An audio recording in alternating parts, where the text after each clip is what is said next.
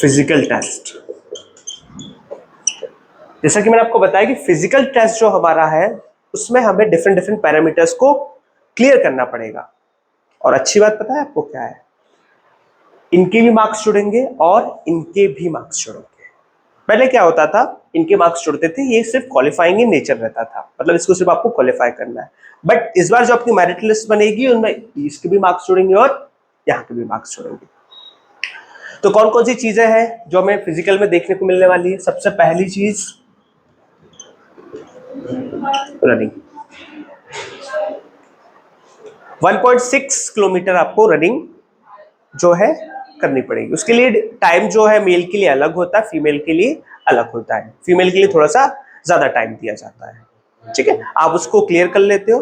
उसके बाद आपको कुछ और फिजिकल एक्टिविटीज और टास्क पूरे करने पड़ते हैं, जैसे गोला फेंकना हुआ, है ना, लॉन्ग जंप हुई, हाई जंप हुई, तो वो भी आपको करना पड़ता है। तो ये पूरा फिजिकल में हमारा आ जाता है। ये आपका अब क्वालिफाइंग नहीं, इसके आपको मार्क्स मिलते हैं, तो ये आपको याद रखना है। और मार्क्स इसलिए इंपॉर्टेंट है कि जो आपकी फाइनल लिस्ट बनेगी तब आपके मार्क्स जो मिलेंगे वो इंपॉर्टेंट रहेंगे यहाँ पर। इसलिए कोशिश ये करनी है कि मैक्स हर एक जगह से मार्क्स निकाले जाए। अगर मार्क्स निकाले जाएंगे तो आपके ज्यादा चांसेस रहेंगे कि मेरिट लिस्ट में आपका नाम इजीली आ जाएगा। समझ में आया? तो फिजिकल में कोई डाउट है? अब क्या होता है, यहाँ पर आपको एक चीज देखनी पड़ेगी, कुछ लोग ऐसे होते हैं जो हाइट में, अगर मैं बात करूं, जैसे सपोज करो कोई पर्सन ऐसा है जो ओबीसी, जनरल या ईडब्ल्यूएस में आ रहा है, तो उसकी हाइट जो है वो 168 सेंटीमीटर होनी चाहिए, ठीक है। लेकिन उसके अलावा भी कुछ ऐसी चीजें भी हैं जिसमें एज रिलैक्सेशन या फिर हाइट में थोड़ा सा रिलैक्सेशन दिया जाता है।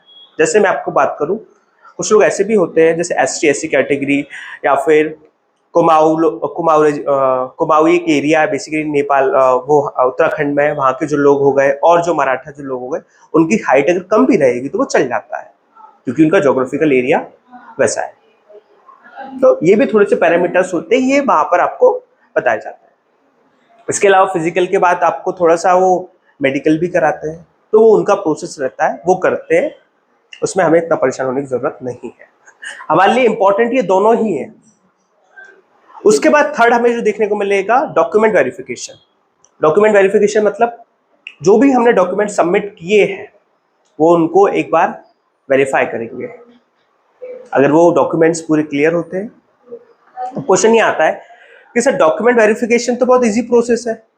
इजी प्रोसेस नहीं है, वो आपका हर तरीके से वेरिफिकेशन करते हैं।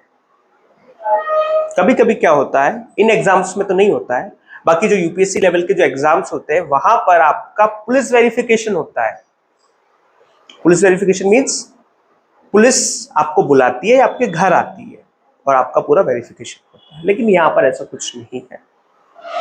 अब अगर व्यापम आगे कर दे तो कह नहीं सकते हैं, ठीक है। तो ये कुछ चीजें हैं जो आपको बिल्कुल अपने माइंड में रखनी है अगर आप MP पुलिस की कांस्टेबल की तैयारी कर रहे हैं तो।